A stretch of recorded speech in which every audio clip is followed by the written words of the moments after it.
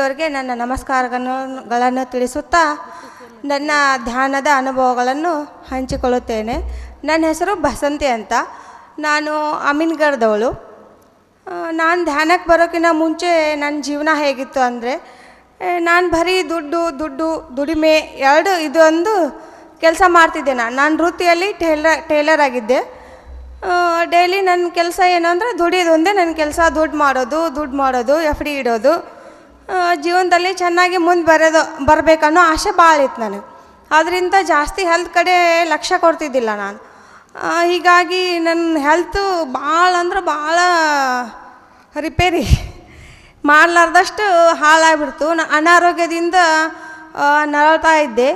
ಅಂಥದ್ರಲ್ಲಿ ನನಗೆ 3 ಹೆಣ್ಮಕ್ಳು ಅನ್ನೋದು ನನಗೆ ಭಾಳ ಚಿಂತೆ ಆಗಿ ಅದು ವಿಚಾರದಲ್ಲಿ ನನಗೆ ಅನಾರೋಗ್ಯ ಸ್ಟಾರ್ಟ್ ಆಯಿತು. ಅನಾರೋಗ್ಯದಿಂದ ನನ್ನ ಮಕ್ಕಳನ್ನ ನಾನು ನೋಡ್ಕೊಳಕ್ಕಾಗಲೇ ಇಲ್ಲ. ಆಗದೆ ಇರೋದು ಕಾರಣ ಎಲ್ಲ ಹಾಸ್ಪಿಟ್ಲ್ ಎಲ್ಲ ಅಡ್ಡಾಡಿದೆ, ಸಾಕಾಯಿತು. ಮಾತ್ರೆನೂ ನನ್ನ ಬಾಡಿಗೆ ವರ್ಕ್ ಮಾಡ್ತಾ ಇರಲಿಲ್ಲ. ಎಷ್ಟು ಮಾತ್ರೆ ತೊಗೊಂಡ್ರೂ ಕೆಲಸ ಮಾಡ್ತಿದ್ದಿಲ್ಲ. ಹಾಸ್ಪಿಟ್ಲಿಗೆ ದುಡ್ಡು ಹಾಕಿ 20 ವರ್ಷ ದುಡ್ಡೆಲ್ಲ 3 ವರ್ಷದಲ್ಲಿ ಅದು ಖಾಲಿ ಮಾಡಿಬಿಟ್ಟೆ. ಮುಂದೇನಪ್ಪ ಅಂದ್ಕೊಂಡಾಗ ಈ ಧ್ಯಾನ ಹೇಳ್ಕೊಟ್ರು. ನನಗೆ ಧ್ಯಾನ ಹೇಳ್ಕೊಟ್ಟವರು ಖಾಜಾಬಿ ಅಂತಂದು. ಅವರು ನನಗೆ ಧ್ಯಾನ ಹೇಳ್ಕೊಟ್ಟಾಗ ಒಂದು ತಾಸು ಧ್ಯಾನ ಮಾಡ್ಬೇಕಮ್ಮ, ನಿನ್ನ ಆರೋಗ್ಯ ಎಲ್ಲ ಸುಧಾರಿಸುತ್ತೆ. ಬೆಳಗ್ಗೆಯಿಂದ ಸಾಯಂಕಾಲ ತನಕ ಬೆಳಗ್ಗೆ 1 ಅವರ್ ಸಾಯಂಕಾಲ 1 ಅವರ್ ಧ್ಯಾನ ಮಾಡು ಅಂತ ಹೇಳಿದರು. ಆಮೇಲೆ ಧ್ಯಾನ ಮಾಡ್ತಾ ನನ್ನ ಆರೋಗ್ಯ ಸುಧಾರ್ಸಕತ್ತು. ಆರೋಗ್ಯ ಮುಂಚಿತವಾಗಿ ಏನಾಗ್ತಿತ್ತು ಅಂದ್ರೆ ಬ್ಲಡ್ ಎಲ್ಲ ಕಡಿಮೆ ಆಗ್ತಿತ್ತು. ಬರೀ 7 ಪಾಯಿಂಟ್ ಇರ್ತಿತ್ತು. 7 ಪಾಯಿಂಟ್ ಇದ್ದಾಗ ನನಗೆ ಕೂಡಕ್ಕೆ ಆಗ್ತಿದ್ದಿಲ್ಲ. ಜಾಸ್ತಿ ಬರೀ ಚಕ್ರ ಬರೋದು ಬೀಳೋದು ಇದೇ ಆಗ್ತಿತ್ತು. ಅದು ಧ್ಯಾನ 21 ದಿನ ಕಂಟಿನ್ಯೂ ಬೆಳಗ್ಗೆ ಸಾಯಂಕಾಲ ಧ್ಯಾನ ಮಾಡಿದಾಗ ಮಾತ್ರೆ ಇಲ್ಲದೇ 11.5 ಪಾಯಿಂಟ್ ಬ್ಲಡ್ ಆಯಿತು.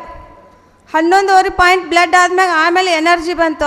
ಈ ಧ್ಯಾನದಲ್ಲಿ ಏನೋ ಒಂದು ಶಕ್ತಿ ಇದೆ, ಇದರಲ್ಲಿ ನಾನು ಸಾಧನೆ ಮಾಡಬೇಕು ಅಂದ್ಕೊಂಡು ನಾನು ಹೆಚ್ಚು ಧ್ಯಾನ ಮಾಡೋಕತ್ತಿದೆ.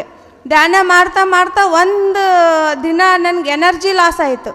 ಎನರ್ಜಿ ಲಾಸ್ ಆಗೋಣ ಭಾಳ ವೀಕ್ನೆಸ್ ಬಂತು. ಆಮೇಲೆ ಹಾಸ್ಪಿಟ್ಲಿಗೆ ಹೋದಾಗ ಸ್ಕ್ಯಾನ್ ಮಾಡಿದರು.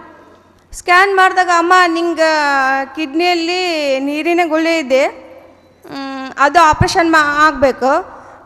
ಪಿತ್ತಕೋಶದಲ್ಲಿ 9 mm ಸ್ಟೋನ್ ಇದೆ, ಅದು ಆಪ್ರೇಷನ್ ಆಗಬೇಕು.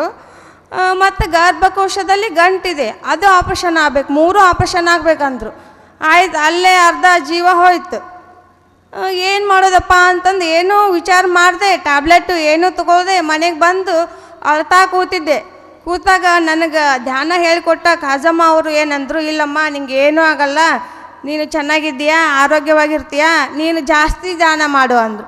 ಜಾಸ್ತಿ ಧ್ಯಾನ ಮಾಡ್ತಾ ನನಗೆ ಡಾಕ್ಟ್ರ್ ಕೇಳ್ತಿದ್ರು, ಅಮ್ಮ ನಿಂಗೆ ಏನೂ ನೋವಿಲ್ಲ, ಇಷ್ಟೆಲ್ಲ ಅದಾವಲ್ಲ, ಏನೂ ನೋವಿಲ್ಲ ಅಂದರು. ಇಲ್ಲ ರೀ ಅಂದೆ. ಆದರೂ ನಮ್ಮ ಮನ್ಯಾಗ ನಮ್ಮ ತಂದೆ ನಮ್ಮ ಯಜಮಾನ್ರು ಕೇಳಿಲ್ಲ. ಒಂದು ಸಾರಿ ಹಾಸ್ಪಿಟ್ಲಿಗೆ ಹೋಗಿ ತೋರಿಸ್ಬಂದ್ರಾಯ್ತು ತೋರಿಸ್ಬಂದ್ರು. ಎಂಥ ಚಿತ್ರ ಹಿಂಸೆ, ಸ್ಕ್ಯಾನ್ ಗೀನ್ ಎಲ್ಲ ಸೇರಿ 25,000 ಮಾಡಿದರು. ಎಲ್ಲನೂ ಆಪ್ರೇಷನ್ ಆಗಬೇಕಂದ್ರು. ನಾನು ಇಲ್ಲ ಬೇಡ ರೀ, ಇದೆಲ್ಲ ಇಷ್ಟೆಲ್ಲ ಆಗ್ಲಾರ್ದಿದ್ದು ನನ್ನ ಕಡೆ ತಡ್ಕೊಳಕ್ಕಾಗೋ ಶಕ್ತಿ ಇಲ್ಲ, ತಡ್ಕೊಳಕ್ಕಾಗಲ್ಲ, ಬೇಡ ಅಂತಂದು ನಾನು ಮನೆಗೆ ಬಂದು 48 ದಿನ ಬಿಡದೆ ಬ್ರಾಹ್ಮಿ ಮುಹೂರ್ತದಲ್ಲಿ 3 ಗಂಟೆಯಿಂದ 4:30, 5 ಗಂಟೆ, 6 ಗಂಟೆವರೆಗೂ ಧ್ಯಾನ ಮಾಡ್ತಾ ಬಂದೆ. ಆದ್ರೆ ನನಗೀಗ ಯಾವುದೇ ಅನಾರೋಗ್ಯ ಇಲ್ಲ, ನಾನು ಆರೋಗ್ಯವಾಗಿದ್ದೇನೆ ಅಂತ ಹೇಳಕ್ಕೆ ಇಷ್ಟಪಡ್ತೀನಿ. Thank you all. PMC Kannada channel ಅನ್ನು ಲೈಕ್ ಮಾಡಿ, ಶೇರ್ ಮಾಡಿ, ಸಬ್ಸ್ಕ್ರೈಬ್ ಮಾಡಿ ಮತ್ತು ಮಾಡಿಸಿ. ಎಲ್ಲರಿಗೂ ಧನ್ಯವಾದಗಳು.